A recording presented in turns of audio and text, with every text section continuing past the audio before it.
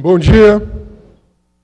Bom dia a todas, bom dia a todos, bom dia aos trabalhadores, às trabalhadoras, nesse 8 de março. Eu queria iniciar saudando as mulheres de luta, na luta pela igualdade de gênero, a igualdade de direitos.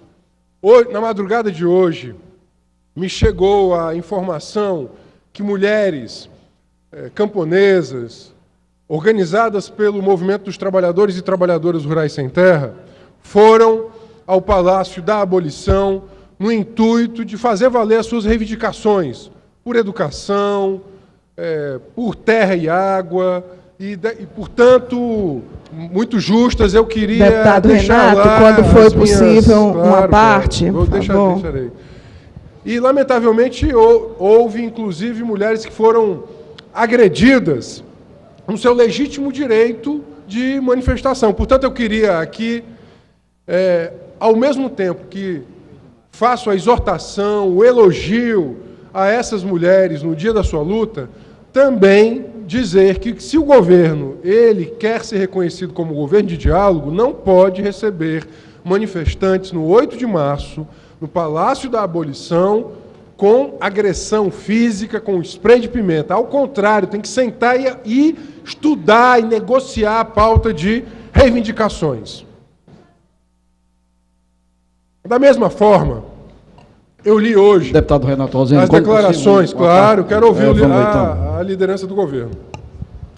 Do mesmo jeito, eu queria dizer que eu recebi as declarações do ex-ministro Ciro Gomes com um misto, obviamente, de enorme preocupação, que todos compartilhamos, com relação à situação de segurança pública, mas também de responsabilidade.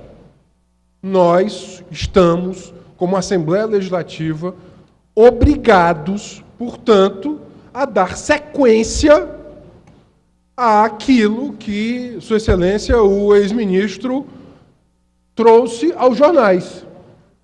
Havendo, obviamente, milícia, é necessário que o Estado do Ceará, a Assembleia Legislativa, desenvolva, como o Estado do Rio de Janeiro fez, por exemplo, uma CPI das milícias.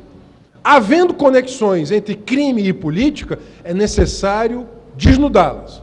É necessário superá-las. Portanto, eu queria, antes de tocar no assunto principal do meu pronunciamento, queria especialmente registrar e sublinhar com um misto de preocupação e responsabilidade. Nós não podemos transformar isso numa vendetta, nós não podemos transformar estas declarações de enorme gravidade, reduzi-las simplesmente ao aspecto de que esse ano é um ano eleitoral. Portanto, nós precisamos, todos nós estamos estarrecidos com os ataques a coletivos, a instituições públicas, delegacias, uma das sedes da Secretaria de Justiça. Portanto, é necessário ter responsabilidade, sem dúvida alguma.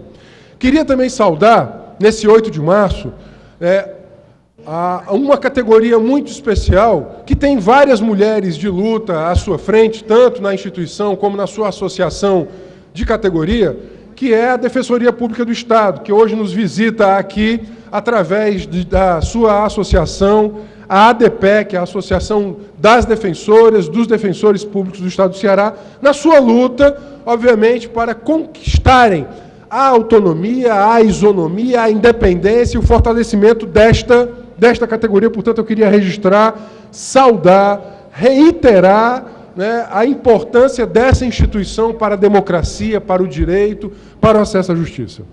Mas, senhor presidente, eu queria...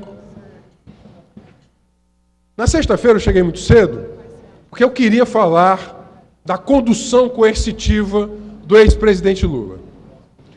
Lamentavelmente não houve quórum na sexta, nossas inscrições foram transferidas para hoje. O país precisa de serenidade. Mas não uma serenidade que represente a paz dos cemitérios. Não uma serenidade desengajada. Não uma serenidade dos gabinetes, dos acordos entre os homens de paletó e sorriso amarelo. Não é disso que nós falamos.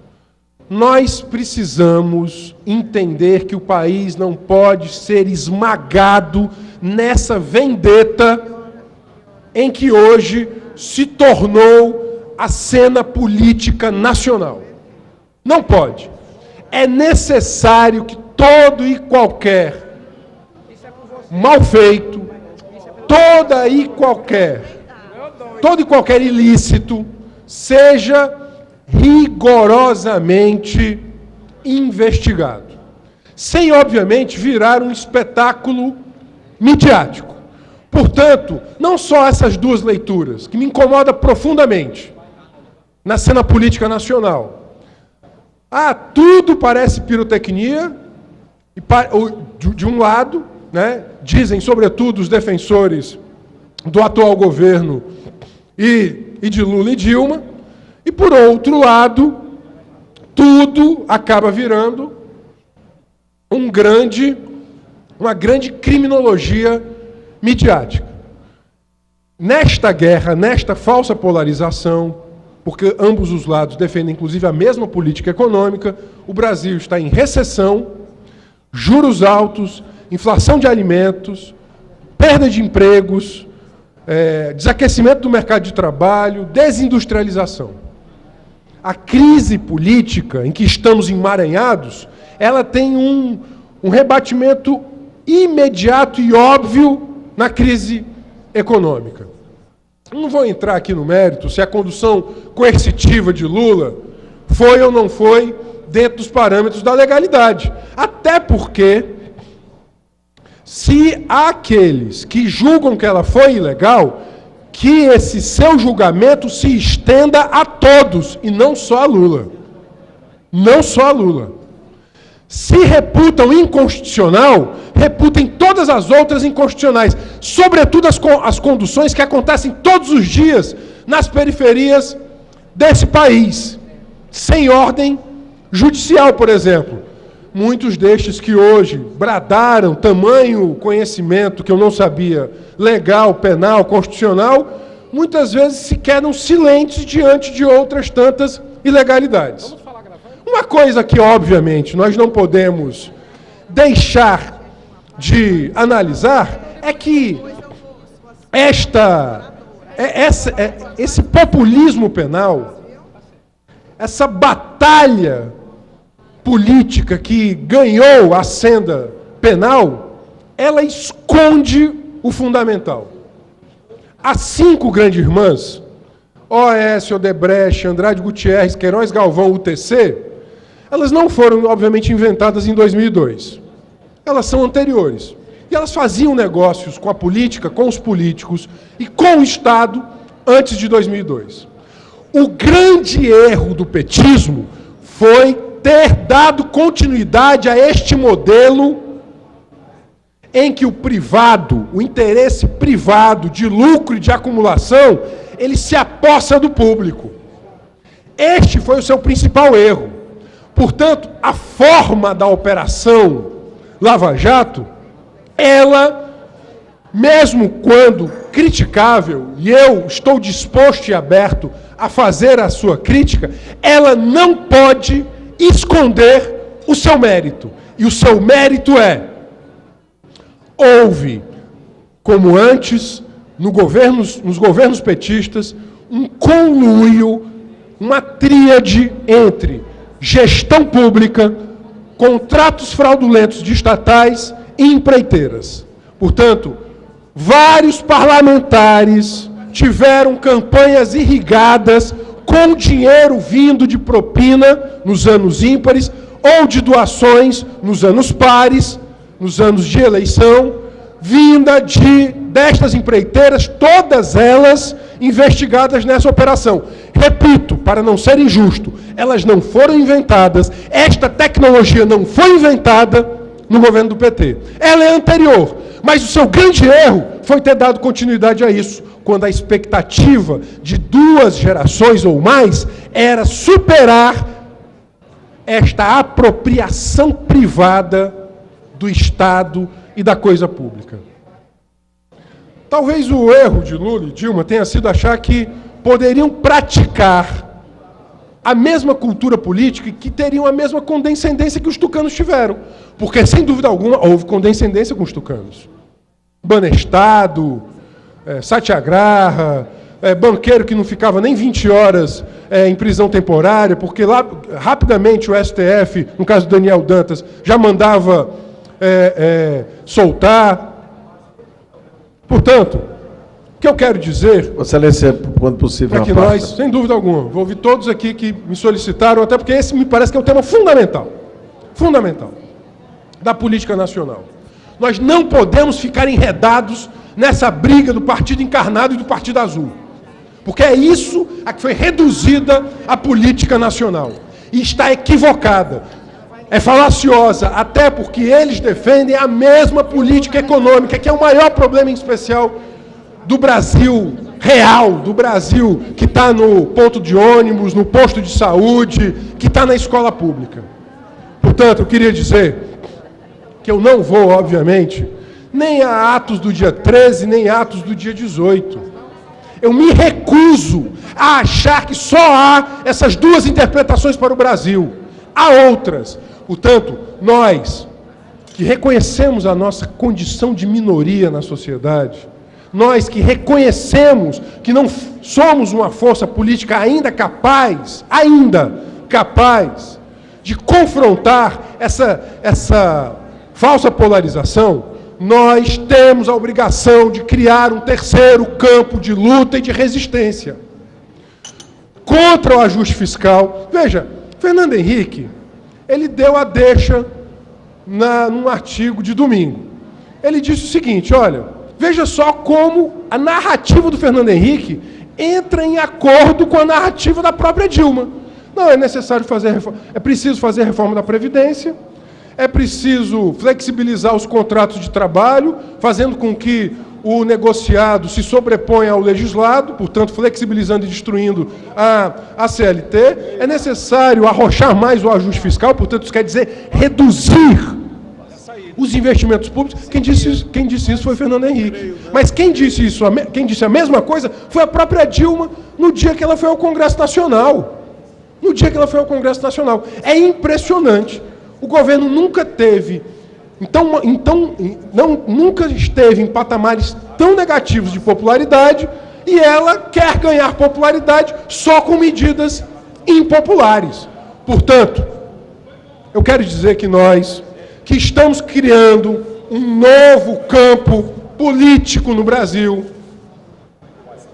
uma esquerda que tem a pretensão de não ser pequena, que ela quer ser, obviamente, uma esquerda popular, de massas, que ela pretende estar e ganhar a sua legitimidade nas lutas do cotidiano, ela não pode se deixar enredar por essa bipolarização, por essas únicas duas interpretações. É necessário que o Brasil seja mais criativo, mais ousado.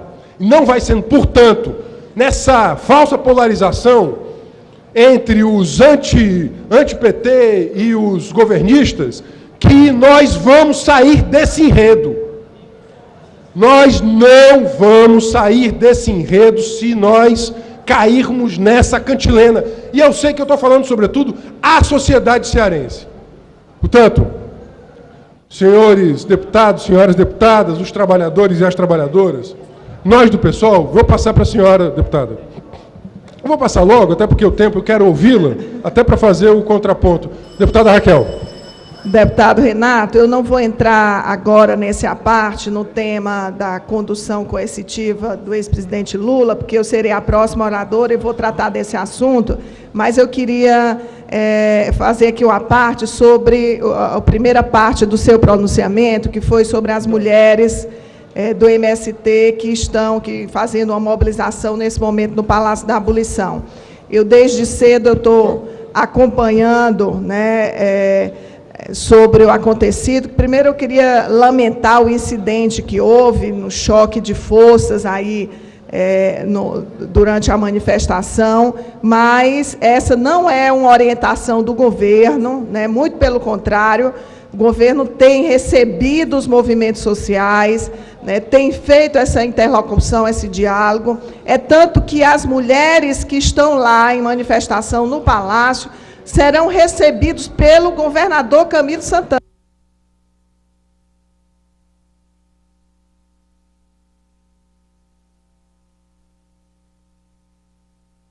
Quatro, 5.